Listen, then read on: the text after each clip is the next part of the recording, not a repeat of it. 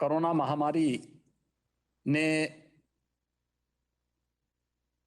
हम सब के सामने अनेक प्रकार की चुनौतियां प्रस्तुत की हैं और इन चुनौतियों के बीच में आदरणीय प्रधानमंत्री जी के मार्गदर्शन में एक एक व्यक्ति के जीवन को बचाने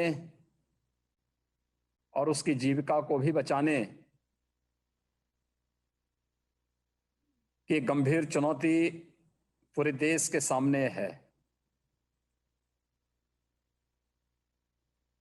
मार्च 2020 से ही आप देख रहे होंगे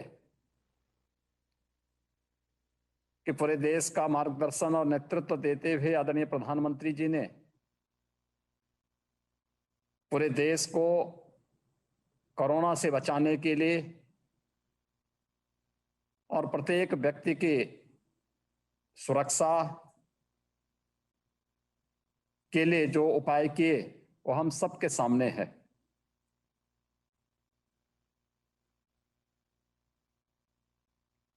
कोरोना के इन दोनों कालखंड के बीच में आपने इस बात को महसूस किया होगा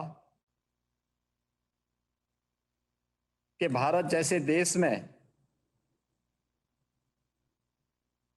जिसकी आबादी 135 करोड़ की है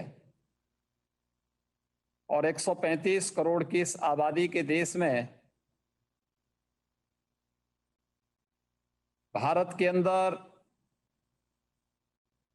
कोरोना की आहट होते ही देश के लोगों को बचाने के लिए लॉकडाउन की घोषणा, गरीबों, मजदूरों, किसानों और सामान्य जनमानस को बचाने के लिए प्रधानमंत्री गरीब कल्याण पैकेज की घोषणा, आत्मनिर्भर भारत के अंतर्गत उस समय किए गए कार्यक्रम और उसके उपरांत भारत के प्रत्येक नागरिक को सुरक्षा कवच देने के लिए 2 वैक्सीन देश के अंदर पहली बार विकसित होना, यह अपने आप में नए भारत की तस्वीर है जिसका नेतृत्व प्रधानमंत्री नरेंद्र मोदी जी ने विगत 7 वर्षों से करते हुए पूरे देश को एक नई सोच के साथ, एक नई स्फूर्ति के साथ आगे बढ़ाने का कार्य किया है। बंधुओं, हम सबको ये नहीं भूलना चाहिए कि 2014 में जब प्रधानमंत्री मोदी जी ने देश की बागडोर संभाली थी, तब विरासत में एक ऐसा भारत मिला था जो अंदर से पूरी तरह जर्जर हो चुका था। आतंकवाद, अलगाववाद, भ्रष्टाचार चरम पर था। जातीय हिंसा, दंगे देश के अंदर आम बात थी। विकास कुछ चंद लोगों तक सीमित रह गया था और देश के अंदर एक प्रकार की अराजकता की सी स्थिति थी, लोगों में अविश्वास की सी स्थिति थी।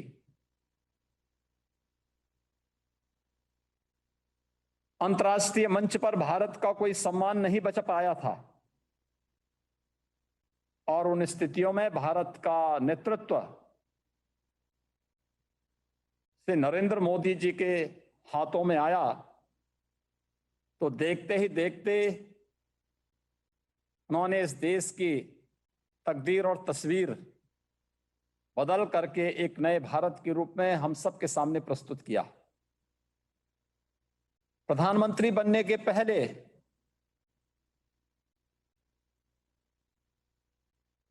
आदरणीय मोदी जी ने जो बातें कही थी अक्सरशः उसको उसी रूप में लागू करने का प्रयास भी किया। उन्होंने कहा था सबका साथ, सबका विकास और सबके विश्वास का। सबका साथ यानी योजनाएं बनेंगी, उसमें उसकी जाति, मत, मजहब, क्षेत्र और भाषा नहीं देखी जाएगी। जो भारत का नागरिक है उसे भारत की सुविधाओं को, भारत के संसाधनों को पाने का समान अधिकार है और बिना भेदभाव के योजनाओं का लाभ प्रत्येक नागरिक तक पहुंचाने का कार्य किया। चाहे वह प्रधानमंत्री आवास योजना हो, स्वच्छ भारत मिशन के अंतर्गत प्रत्येक व्यक्ति के घर में बनाए जाने वाले, हर गरीब के घर में बनाए जाने वाले शौचालय हो, उज्ज्वला योजना के अंतर्गत हर एक व्यक्ति को दी जाने वाली रसोई गैस के कनेक्शन हो,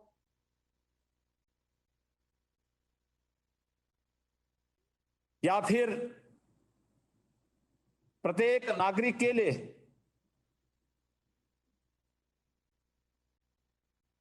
ग्राम ज्योति योजना के अंतर्गत विद्युत की सुविधा उपलब्ध करवाने का कार्यक्रम बिना भेदभाव के प्रत्येक नागरिक तक इन योजनाओं का लाभ पहुंचा। प्रधानमंत्री किसान सम्मान निधि, प्रधानमंत्री फसल बीमा योजना, प्रधानमंत्री किसान सिंचाई योजना, इसने देश की तकदीर और किसानों के जीवन में व्यापक परिवर्तन करने का कार्य किया। हर एक व्यक्ति की, हर एक किसान की आमदनी को कई गुना बढ़ाने में योगदान किया और बुंदेलखंड से ज्यादा सिंचाई के महत्व को और कौन समझ सकता है।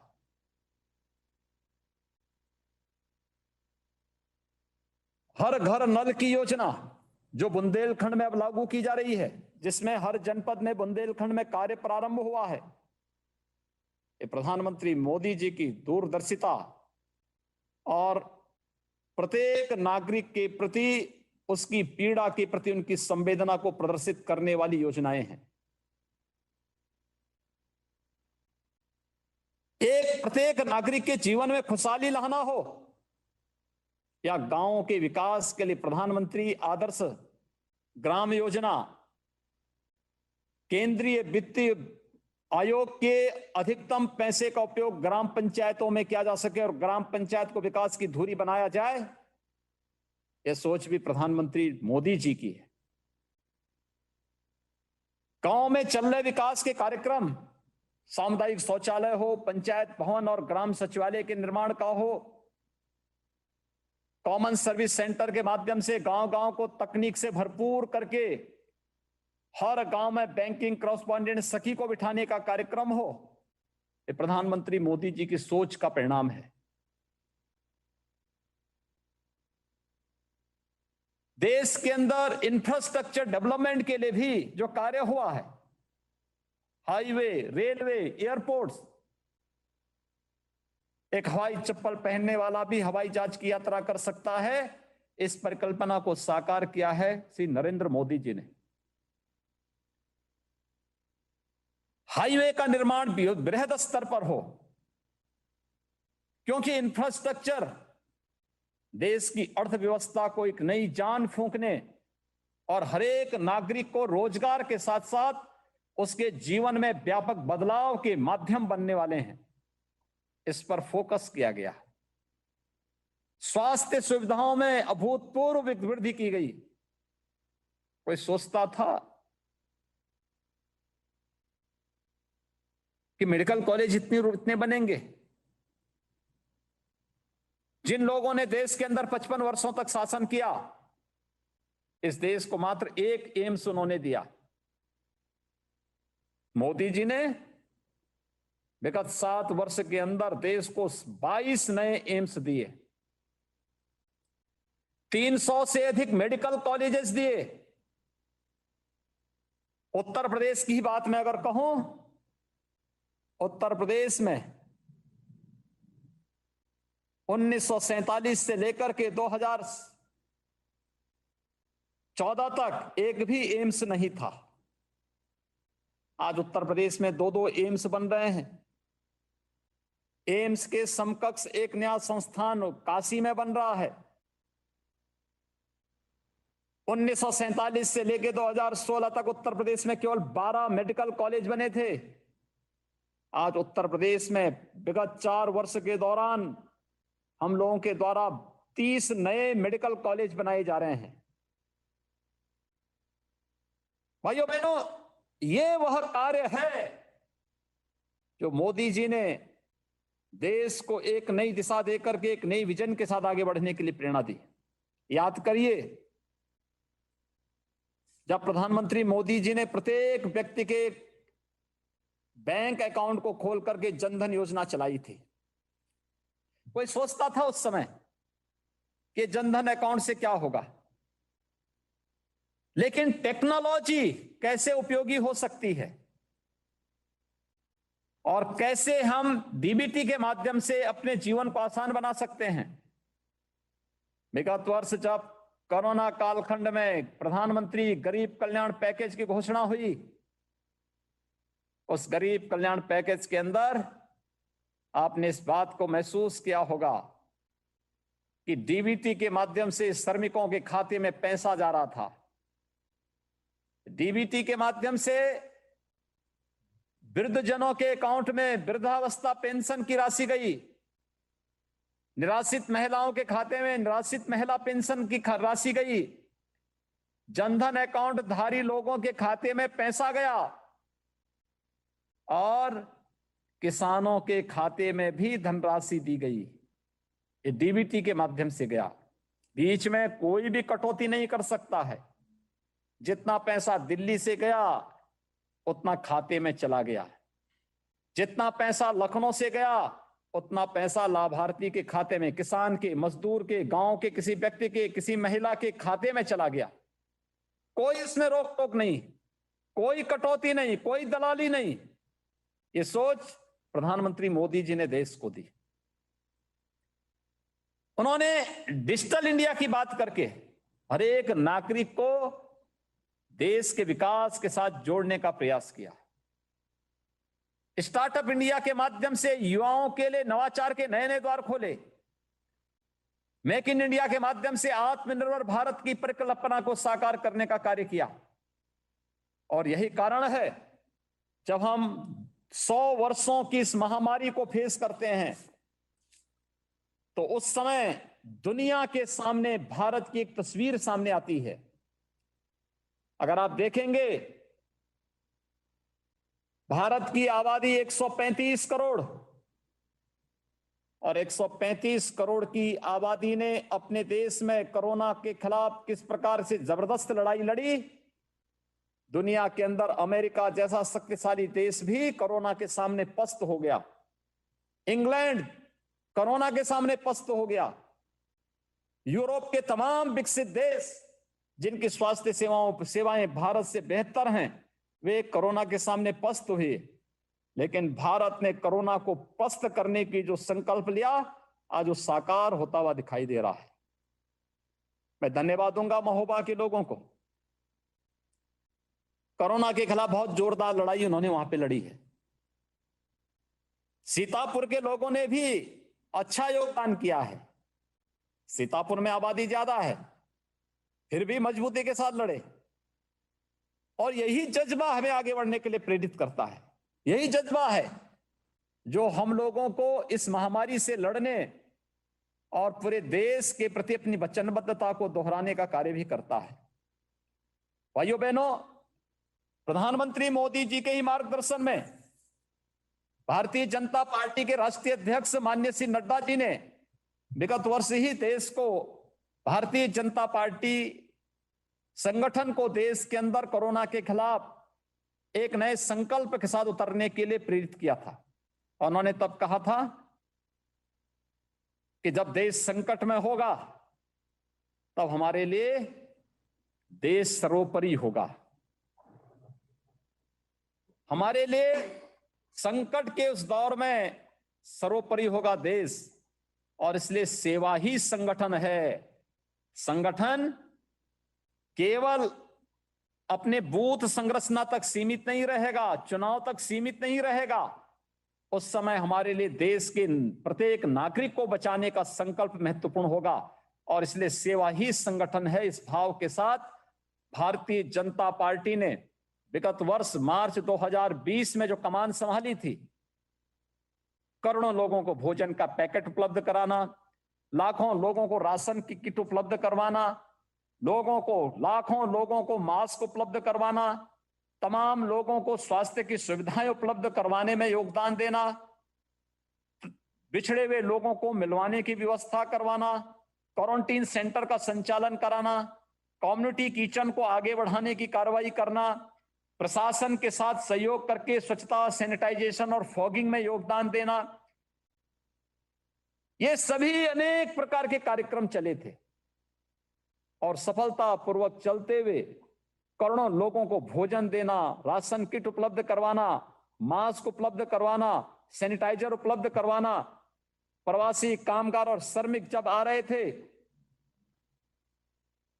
किसी के पैर में चप्पल नहीं थे तो उनके पैरों को गर्म पानी से धो करके उनके पैरों में चप्पल पहनाने का काम भी भारतीय जनता पार्टी का कार्यकर्ता कर रहा था। यह है जज्बा सेवा का, और इसी सेवा के जज्बे के लिए हमें तैयार होना होगा। प्रधानमंत्री मोदी जी का यही विजन है। इस बार भी कोरोना की दूसरी लहर ने देश के सामने एक नई चुनौती प्रस्तुत की, लेकिन आपने देखा होगा कि कैसे जब पूरी टीम काम करती है, सरकार और संगठन मिलकर के काम करते हैं, जनप्रतिनिधि और प्रशासन मिलकर के आगे बढ़ते हैं, कार्यकर्ताओं के सबकी सहभागिता होती है, तो उस समय उसके परिणाम भी उसी रूप में देखने को मिलते हैं। यही परिणाम है, और यही परिणाम जो हम सबके सामने है, जिसके तहत इस साबित कर दिया गया कि चुनौती कितनी भी कठिन क्यों ना हो, अगर हमारे पास मजबूत संकल्प है, दृढ़ इच्छा शक्ति है, तो हम उस चुनौती को मजबूती के साथ सामना करते हुए उसको परास्त कर सकते हैं। आज उत्तर प्रदेश के अंदर, जिसके बारे में विशेषज्ञ कहते थे कि मई में उत्तर प्रदेश के अंदर 30 लाख से ज्यादा एक्टिव केस होंगे, प्रतिदिन 1 लाख कोरोना के केस आएंगे। भाइयों बहनों, आदरणीय प्रधानमंत्री जी का मार्गदर्शन, आप सबका सहयोग, आज उत्तर प्रदेश के अंदर कुल 1900 केस आए हैं, और महोबा के अंदर तो बहुत कम केस है, एकदम जीरो की तरफ महोबा जा रहा है। सीतापुर भी अच्छी तरीके से आगे बढ़ रहा है। उत्तर प्रदेश के बारे में कहा जाता था कि मई में उत्तर प्रदेश के अंदर 30 लाख से ज्यादा केस होंगे।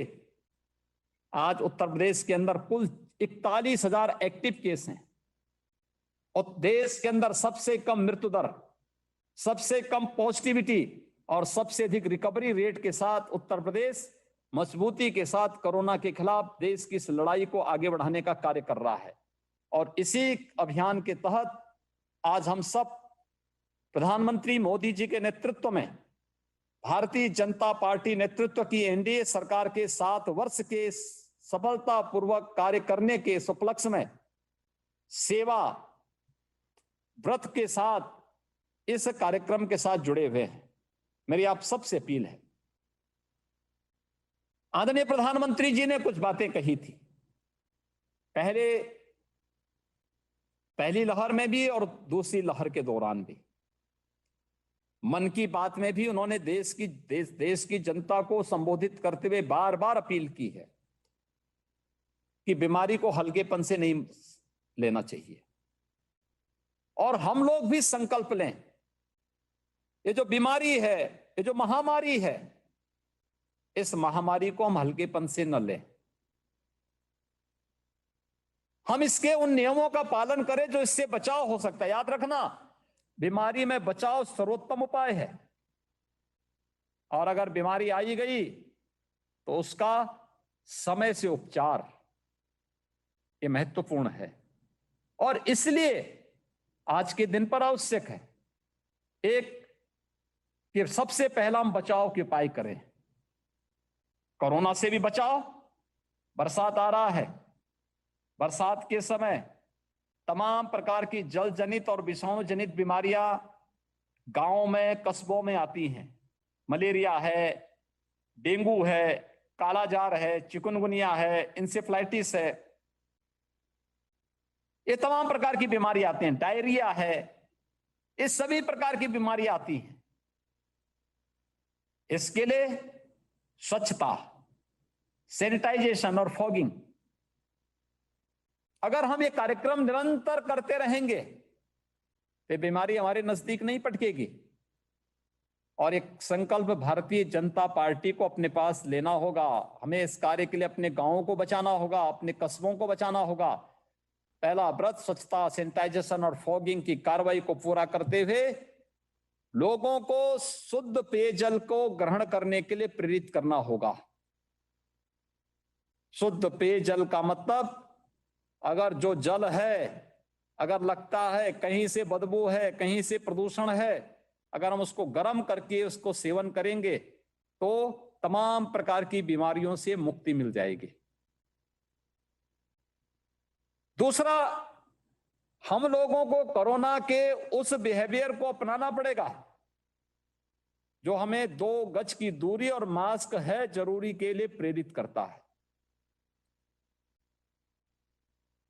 हाई रिस्क कैटेगरी से जुड़े हुए 5 प्रकार के लोग जो 60 साल से ऊपर की उम्र के हैं, 10 वर्ष से छोटी उम्र के हैं, गर्भवती महिलाएं हैं, कमजोर लोग हैं, या फिर बीमारी से ग्रसित कोई भी व्यक्ति, ये बाहर निकलने से बचे। अगर किसी और अन्य लोगों को घर के बाहर जाना आवश्यक हो, इसके लिए आवश्यक है वे मास्क जरूर पहने और 2 गज की दूरी का पालन जरूर करें। तीसरा, स्वास्थ्य कर्मियों, चिकित्सकों, कोरोना वॉरियर्स, इन सब का सम्मान करें, उन्हें हर प्रकार का सम्मान दें, क्योंकि वह इस समय सेवा के जिस कार्य के साथ जुड़े वह अभिनंदनीय है।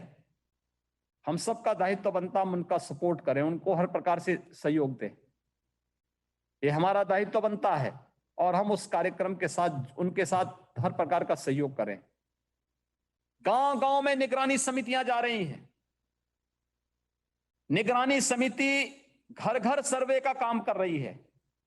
हमारा दायित्व बनता है कि घर-घर निगरानी समिति के लोग जो कार्य कर रहे हैं उसमें गांव के लोग सहयोग कर सकें। इसके लिए जागरण का एक कार्यक्रम, लोगों को बताएं, भाई देखो निगरानी समिति आपके हित में आ रही है, बीमारी छुपाने से समस्या का समाधान नहीं होगा, बीमारी का सही उपचार होगा, और ये वही जांच करने के लिए आ रही हैं। लोग टेस्ट से ना भागें, अगर लक्षण है तो दवा लें, सरकार फ्री में दवा दे रही है, वो दवा लेने की आवश्यकता है, लोगों को बताने की आवश्यकता है, टेस्ट कराने से ना भागें। और नंबर 5, हम लोग गांव के लोगों को, शहर के लोगों को, मोहल्ले के लोगों को प्रेरित करें कि जब उसकी बारी आती है वह वैक्सीन जरूर लगाएं। याद रखना, ये वैक्सीन हर एक नागरिक को सुरक्षा कवच देने वाला है। कोरोना जैसी महामारी में सुरक्षा कवच का कार्य वैक्सीन करेगा। केंद्र सरकार और प्रदेश सरकार फ्री में यह वैक्सीन दे रही है। 45 से ऊपर आयु के सभी लोगों को केंद्र सरकार फ्री में वैक्सीन दे रही है, और 18 से 44 वर्ष की आयु के प्रत्येक व्यक्ति को राज्य सरकार फ्री में वैक्सीन उपलब्ध करा रही है। मेरा आप सबसे अपील होगा, हम लोगों को इसके प्रति प्रेरित करें कि वैक्सीन जरूर लें। आसन्न संकट बताए जा रहे हैं कुछ कि आने वाले समय में जो तीसरी लहर आएगी, जो थर्ड वेव आएगी, वह कहीं ना कहीं बच्चे उससे प्रभावित हो सकते हैं। हमारा अभी से प्रयास होना चाहिए कि थर्ड वेव ना आने पाए। अगर ये उपाय हम अपनाएंगे तो थर्ड वेव को काफी हद तक हम रोक लेंगे, लेकिन फिर भी आई गई, सरकार उसकी भी तैयारी कर रही है। मेडिकल कॉलेजेस में 100-100 बेड के बच्चों के आईसीयू बन रहे हैं। जिला चिकित्सालय में भी हम लोग 25 से 30 बेड का पीडियाट्रिक आईसीयू बना रहे हैं। सीएससी और सीएससी को भी इस प्रकार के कार्यक्रमों के साथ जोड़ रहे हैं। आने वाले समय में गांव-गांव में जैसे निगरानी समिति वर्तमान में मेडिसिन किट बांट रही है, ऐसे ही मेडिसिन किट आने वाले समय में छोटे बच्चों के उपचार के लिए भी गांव-गांव में वितरण करने की एक योजना है। यह एक कार्यक्रम हम जरूर लें। दूसरा, हमने प्रदेश के अंदर कोरोना कर्फ्यू लागू किया था। एक कोरोना कर्फ्यू जिसमें औद्योगिक गतिविधियां चल रही थी, खेतीबाड़ी के काम चल रहे थे, सब्जी मंडी, फल मंडी संचालित हो रही थी, चिकित्सालय चल रहे थे, आवश्यक और इमरजेंसी सेवाएं सभी प्रकार की चल रही थी। परिवहन निगम की बस प्रदेश के अंदर चल रही थी, ट्रेन देश के अंदर चल रही थी, वायु सेवा देश के अंदर चल रही थी। इसमें हमने कोरोना कर्फ्यू लागू किया, भीड़ भाड़ होने से बचाना, उसकी एक गाइडलाइन जारी की गई थी। हमारा प्रयास यही होना चाहिए। हमारे लिए व्यक्ति का जीवन भी महत्वपूर्ण है और उसकी जीविका भी महत्वपूर्ण है। इन दोनों में संतुलन बनाए रखते हुए हमें आगे बढ़ना होगा। और जीवन और जीविका को बचाने के लिए किए जाने वाले प्रयास में सरकार ने आज कुछ और निर्णय किए हैं। खासतौर पर जिन जनपदों में अभी भी एक्टिव केस 600 से ज्यादा हैं, उन जनपदों में अभी कोरोना कर्फ्यू हम लागू रखेंगे। अगले एक सप्ताह के लिए इसको लागू रखा है, लेकिन अगर वहां इस दौरान 600 से कम केस होते हैं तो वहां स्वतः ही कोरोना कर्फ्यू समाप्त होगा। और जो कोरोना कर्फ्यू में ढील दी गई है कि वहां पे सुबह 7 बजे से लेकर शाम 7 बजे तक कुछ शर्तों के साथ ढील दी जाएगी। शेष 55 जनपदों में हम लोगों ने आज कोरोना कर्फ्यू में ढील दी है। सुबह 7 बजे से लेके सायंकाल 7 बजे तक कुछ शर्तों के साथ किन किन जगहों को खोलने की अनुमति है, ये आज आदेश जारी हो चुका है। हम लोग इसका पालन करवाएं। हम सभी लोग इसका पालन करेंगे तो फिर कोरोना के संक्रमण की चेन को समय समय पर ब्रेक करने में, उसको तोड़ने में हमें मदद मिलेगी और कोरोना महामारी से होने वाले व्यापक जनधन की हानि को रोकने में हमें सफलता प्राप्त होगी। मैं आज के इस अवसर पर भारतीय जनता पार्टी और से जुड़े हुए हमारे जिलाध्यक्षगण, माननीय सांसद, माननीय विधायक, बूथ अध्यक्षगण, कार्यक्रम के संयोजकगण और लखनऊ में यहाँ पर मेरे साथ जुड़े हैं श्री गोविंद नारायण शुक्ल जी, कामेश्वर जी, इन सबको प्रधानमंत्री मोदी जी के नेतृत्व में 7 वर्ष के सफलतम कार्यकाल में, जिसने देश को एक नई दिशा दी, देश के 135 करोड़ नागरिकों के जीवन में एक नया आशा की किरण जगाई है, एक नया उत्साह, एक नए उमंग के साथ देश आज आगे बढ़ रहा है। एक भारत नए भारत के निर्माण के लिए संकल्पित होता हुआ दिखाई दे रहा है। आप सभी कार्यकर्ताओं का परिश्रम है। आप सभी को मैं इस अवसर पर हृदय से बधाई देता हूं, अपनी शुभकामनाएं देता हूं। आदरणीय प्रधानमंत्री जी के यशस्वी कार्यकाल के लिए उनका अभिनंदन करता हूं और एक लंबे समय तक उनका मार्गदर्शन और उनका नेतृत्व इस देश को प्राप्त हो और भारत दुनिया की एक महाशक्ति के रूप में मानवता के कल्याण का मार्ग प्रशस्त कर सके, इस कामना के साथ आप सबके प्रति मेरी मंगलमय शुभकामनाएं। धन्यवाद। जय हिंद।